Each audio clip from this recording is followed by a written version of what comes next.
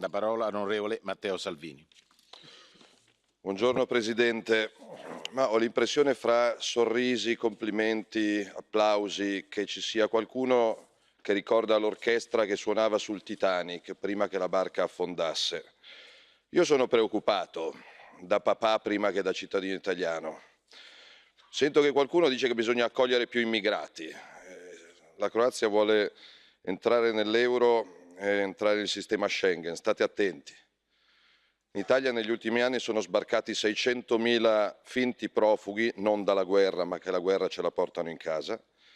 In un anno i reati compiuti da cittadini stranieri sono stati 250.000, 55% di furti, 51% sfruttamento della prostituzione, 45% delle estorsioni, 40% degli stupri, 1.500 stupri in un anno. E l'Europa che fa niente, anzi, riconosce la figura dell'immigrato climatico, come se non avessimo già abbastanza problemi. Ho sentito l'ipocrisia dell'abuso delle parole democrazia e diritti umani, mentre nelle scorse ore il dittatore turco Erdogan, dittatore di quel paese che qualcuno vorrebbe fare entrare nell'Unione Europea, era accolto con tutti gli onori a Roma. Io ricordo che questo paese non riconosce il genocidio di 1,5 milioni di cittadini armeni, il primo olocausto della storia, e quindi mi vergogno alla sola idea del fatto che un tale dittatore possa tranquillamente essere accolto con tutti gli onori in un paese come il mio e che qualcuno pensi che la Turchia possa entrare in Europa, a meno che non ci siano morti di serie A e morti di serie B. E fra i morti di serie B gli armeni e magari gli italiani infoibati dai comunisti, dai partigiani titini, dimenticati da tutto e da tutti. Sull'immigrazione siamo messi male, sul lavoro siamo messi peggio.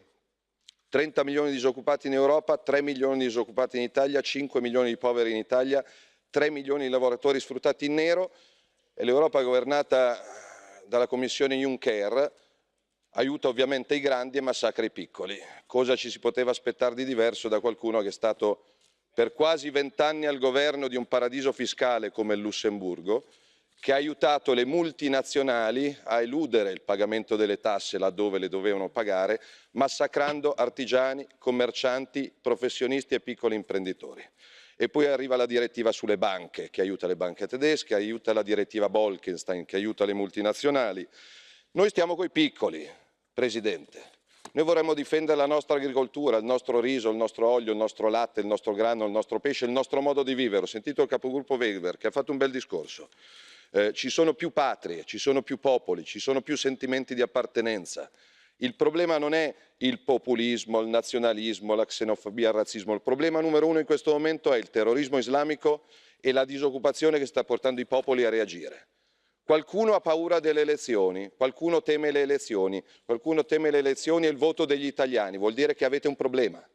Se avete paura del voto dei cittadini, del libero voto dei cittadini, vuol dire che questa Unione Europea è il Titanic che sta affondando. Noi ce la metteremo tutta, o l'Europa cambia o saranno i popoli a cambiarla.